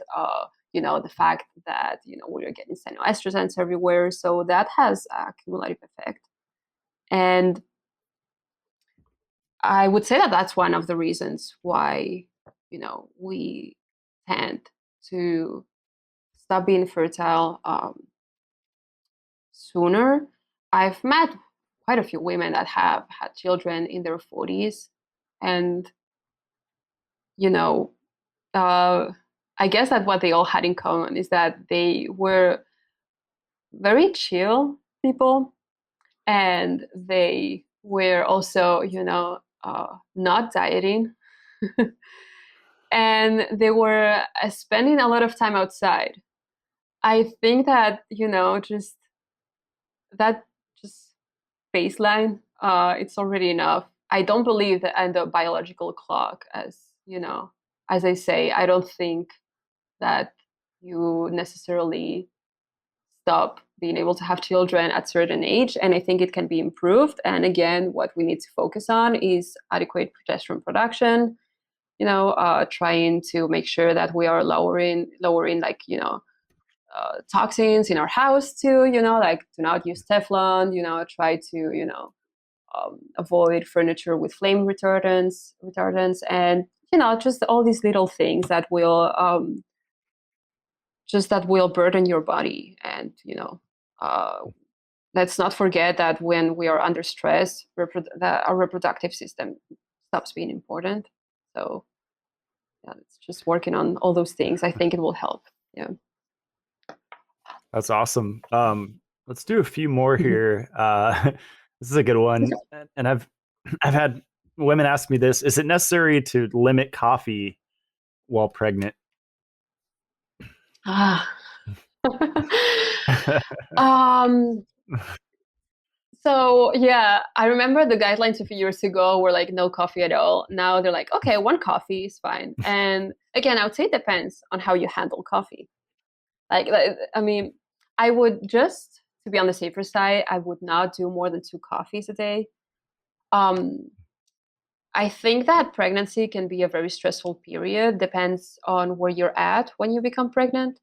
So again, just be aware if you are on a nourished state, if you feel balanced, if you don't have any other major issues or symptoms, then you might be able to handle more coffee. But if you are not, if you are having problems, if you are feeling stressed, if you think that if you did not prepare, just keep it on the lower side. That's what I would say. Yeah. Hmm. Again, each person's tolerance is different, but I know that I would not, like, personally, I would not do more than one coffee. Hmm. That's great, and always have it after a meal, right? Yeah, always after a meal, always have it, of course, with sugar, the whatever sugar you prefer. It's even better if you have it with protein or also a little bit of food on the side. Better if you drink it slowly, just don't check that, like, go slow. And yeah, just put a lot of milk, put some cream, whatever you prefer, but make sure that you're on a fed state. You're in a fed state, and that you can handle it. Because if you feel stressed after having that coffee, even if you feel more awake, then it might not be such a good idea, and maybe you have to work on other things before you know, keep drinking coffee. Like I remember you mentioned recently, right, that you stopped doing coffee because of, maybe it wasn't the right time for you, and I can absolutely relate to that. Yeah. I think like a breakup and a move or whatever stressors that people Mhm. experience. Like I took just like 7 days off, and I don't know if it was the combination because I added cod liver oil at Mhm. the exact same time, and did the adrenal cocktail Hmm. 3 times a day, which I was never consistent with. And that combo, Hmm. like, it felt like in a week, it completely overhauled my nervous system and revamped it and balanced it. Oh wow. Oh wow, that's so good to hear. Yeah, I have to be more consistent with the cod liver. I've been back to the adrenal cocktails. I do at least twice a day. Yeah, they make such a big difference. Yeah, yeah. I was trying to do the Jigsaw pills because they make adrenal cocktail Hmm. pills, but it's like Redmond sea salt, which isn't ideal. There's some iron in that, which whatever, I'll deal with it, or I did deal with it. But then there's like whole food vitamin C, but then there's potassium bicarbonate powder. And no matter when I Hmm. took it, it always like gave me bloating because bicarbonate is so alkaline, especially if you take it in powdered form, that it would Hmm. just screw up my digestion for the whole day. So I stopped taking it. Oh wow. Oh, that's good to hear because I've definitely like recommended that one before, and yeah, I'll take that into account. Yeah, I don't know what the ideal. I want to experiment with different. I mean, I take so many capsules that I don't really want to add any more, but I think like potassium chloride and there's different forms of potassium you could take. Hmm. So might be Hmm. something to play with. Um, I don't know. I just think I do best on the coconut water for potassium. That digests super well for me. So. Yeah, I love it too. We had some questions, Alba, on male fertility. Like 3 guys Oh, or so asking okay. like sperm quality, production, male fertility, all that good stuff. Is it kind of the Uh-huh. same things? Honestly, yes and no. So, um, obviously the mechanisms are different, but overall the diet, I would say that it should not be very different. It's true that men are overall more resilient to stress, but that doesn't mean that stress does not have an impact on sperm quality and overall health. I think that people forget that, especially all those guys that love fasting and just, not eating, not touching carbohydrates. Um, Again, mm, a few things to take into account. Men need good sleep too, for, you know, uh, so many things, but it's essential for testosterone production, right? Um, and then sperm also needs to be nourished. And you cannot forget that, even though the mother provides the environment for the baby, um, still it's still 50%, right, uh, of the baby. Like it's just so necessary that men also nourish themselves properly. Again, adequate zinc. I will make sure again that they sleep. Maybe men do not need to snack that much. Okay, that's a thing that I would say that depends. Women, again, not all women need to snack, but I think that when it comes to men, unless you find that yourself in a very stressed state, um, I don't think it's like that's such a. I don't know. Some people might disagree with me, but I don't think it's such a big deal. As always, again, as I said with women, just enough sleep. Make sure that you're eating all these nutritious foods, and make sure that you are working on your stress load. So some stress is good, but of course, too much stress, which will also impact sperm motility, and what else?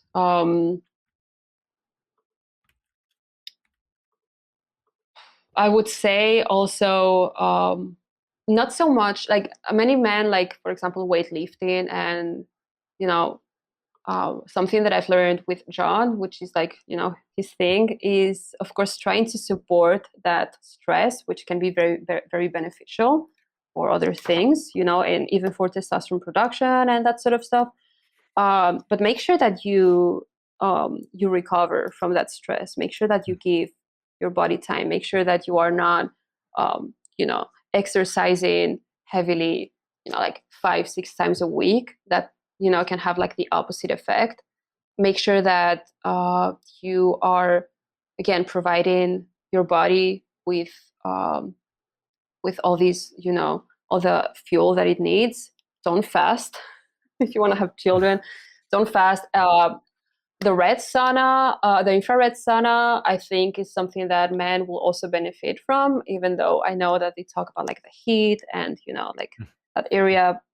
But I would still think that it's very beneficial. And all the things with like, detoxing estrogen, I would say it's pretty much the same, because I see that many men are definitely struggling with estrogen issues and they're not even aware of that. And they try to tackle and they try to increase their testosterone and they're not taking care of that other part. So that's something that I would look into as well. I would also do all these other things that I mentioned earlier. I don't know if That's these great. answers like That was great. Yeah, I found a study the other day on retinol and um, male sperm health, and it was fascinating. It supports so many aspects of male fertility. Vitamin A. Yeah, yeah. I mean, vitamin. It's so I don't know, widely ignored, and it's so important. Yeah, and we had some vitamin D questions. You don't recommend vitamin D Oh supplements, right? no, I never do. No, no. The only thing again is foods that may be rich in vitamin D, but aside from that, get your sunlight. Don't worry, you can produce enough if you're having all the cofactors in your diet, which if you're eating animal foods, you probably have more than enough. And then don't worry in winter, because we store it, and we don't like there's a reason, like while we're still here, right? Like if vitamin D during winter was so important, then what are we even doing in colder climates? Right. And I guess there's a scare against seafood for pregnant women, because we had some questions on Mhm. that, like the safety of especially like raw oysters and stuff. They try to scare women with that, right? Yeah. Oh my God. Okay. So seafood. So when it comes to, it's funny because raw fish is such a common pregnancy craving.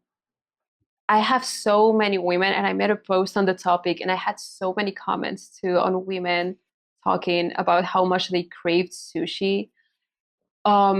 So there's a few things to take into consideration. I don't think I eat raw animal foods, but you have to make sure that when you're pregnant, when you're not pregnant, you don't have to be that careful if you want to play around.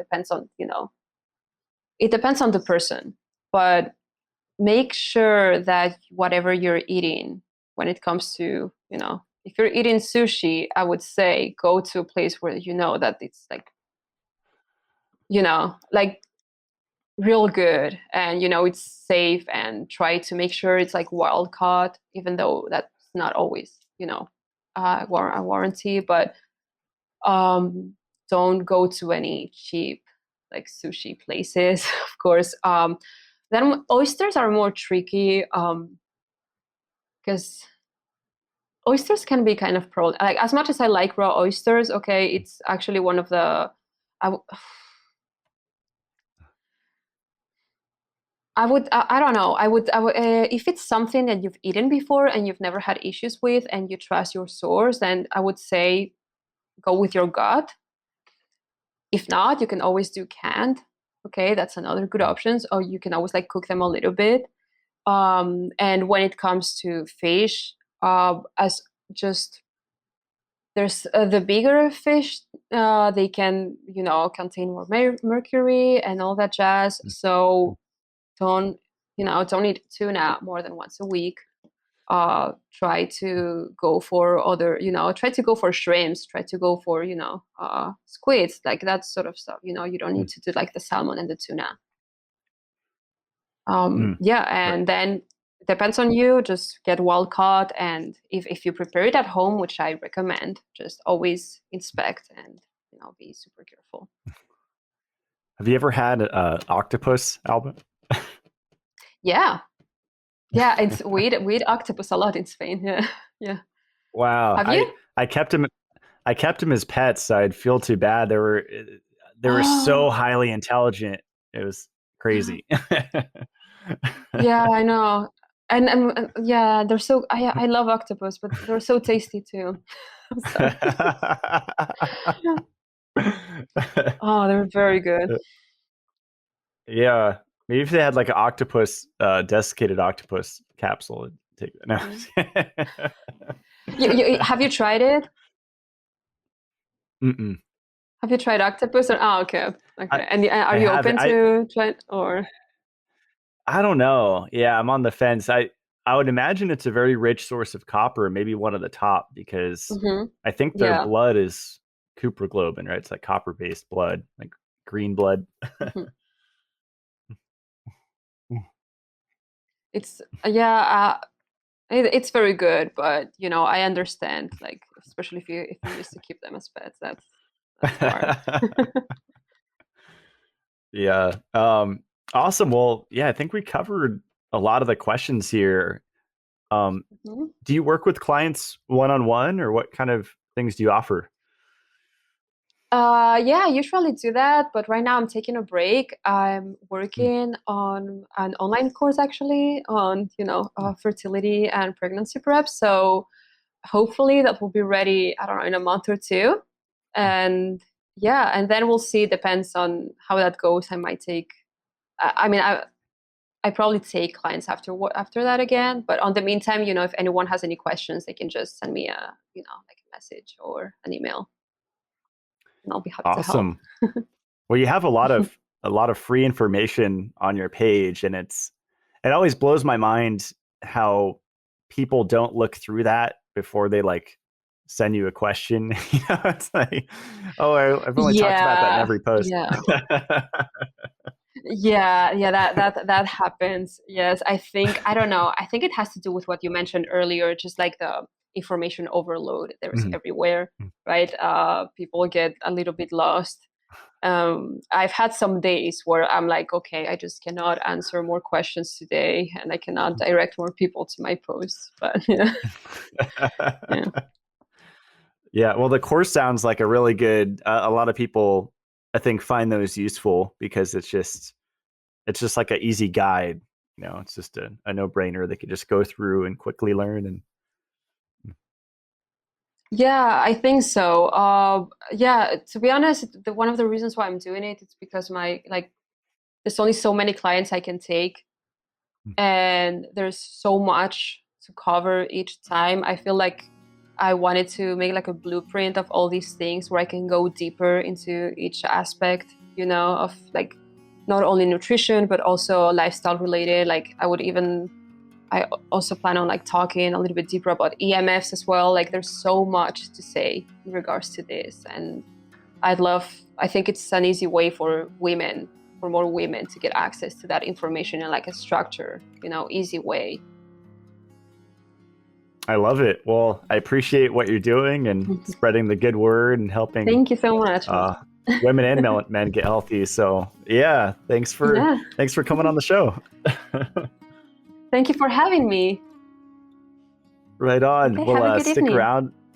Yeah, thanks. Stick around as we close out. Thanks, Alba.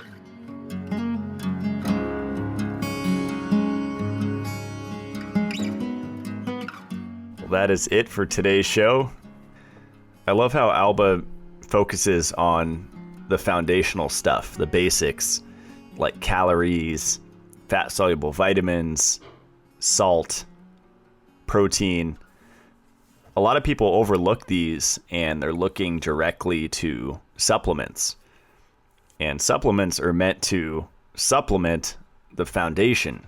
So once someone's consuming enough salt and animal protein and calories, then adding in the right supplements can have tremendous effects to speed up someone's healing journey. The information that she shared about diethylstilbestrol, the synthetic estrogen, really blew my mind. It's amazing that millions of women took that. And we still have compounds like that women are ingesting, and they're overlooking that as a primary cause of why they have low progesterone and high estrogen and all of their health issues. I think it's really important to take a step back and look at your entire life and take inventory of every aspect of your life if you're dealing with a chronic illness.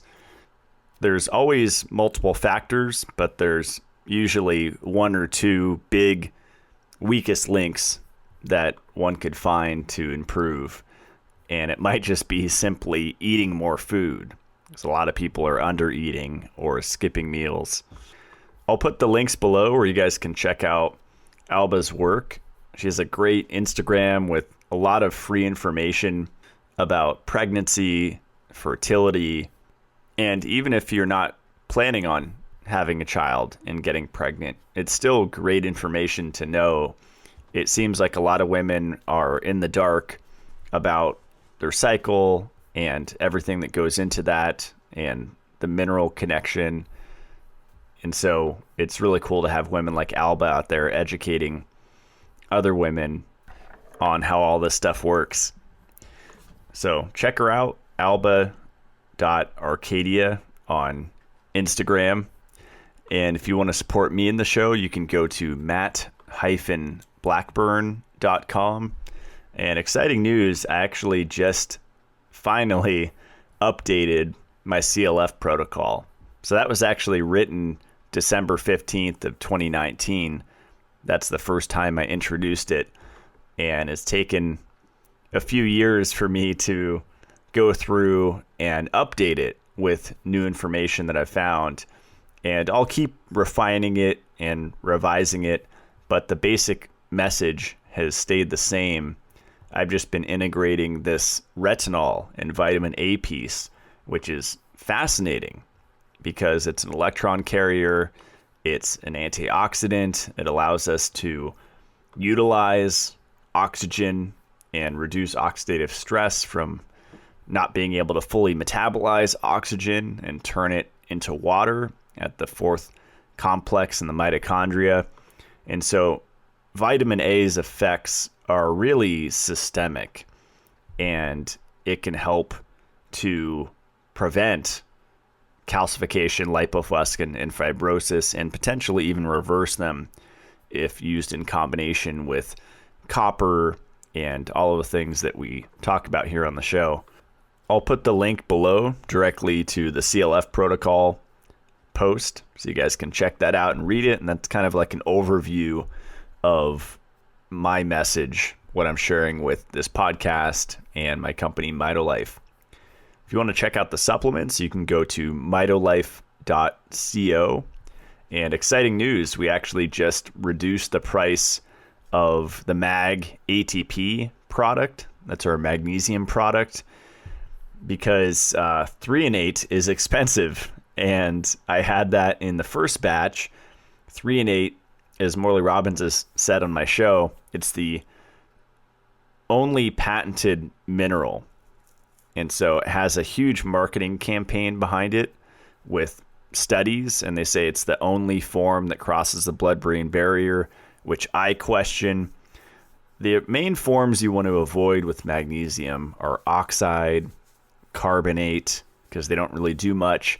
But the number one form of magnesium to avoid is citrate. And that's that Calm product that you see at CVS, and it's very mainstream at the health food store. It's always at eye level that I've seen. And the citrate molecule blows up ceruloplasmin, and it causes it to dump all of its copper. And the research is very clear on this. So avoid citrate. Same thing with citric acid, ascorbic acid. You all have that same effect of basically giving active copper, ceruloplasmin, like diarrhea, and it just dumps the copper, the 6 to 8 copper atoms. And that's not good, because that's decreasing our ability to utilize oxygen. And if we mismanage oxygen, we get more hydrogen peroxide created, we get gray hairs, we get oxidative stress, we get rusting of iron in our body, and just a really bad domino effect of more free radicals being created when we can't fully utilize the oxygen. And we need copper and retinol, and specifically ceruloplasmin, to do that. So where magnesium comes in is it's involved in energy production. For your body to recognize and utilize the energy currency of the cell, ATP, adenosine triphosphate, you need magnesium there for it to be bound to. So it's a cofactor for ATP. And everyone's magnesium deficient, red blood cell magnesium deficient, if they have a chronic ailment because of the root cause of iron overload, which causes chronic oxidative stress, which chronically will deplete your magnesium, which is the buffer for stress. So I'm a big fan of making homemade magnesium bicarbonate. I wouldn't waste your money trying to buy pre-made magnesium bicarbonate because it's multiple times more expensive. But if you make it yourself at home and then you take amino acid bound forms like my Mag ATP product, and then the third thing is you do magnesium baths, either foot baths or the full baths with sulfate and or magnesium chloride. That's really the combination to increase your RBC magnesium, your red blood cell magnesium. And the Full Monty Iron Panel will show you that. I highly recommend getting that test, and I'll be talking more about that this year since I just finished my second one and was really shocked at the results. So thanks for listening. Check out the Mitolife Academy on YouTube. I release 4 private videos a month and a live Q&A where you can ask me anything. And there's a new Mitolife radio episode released every Friday. See you guys next week. Stay supercharged.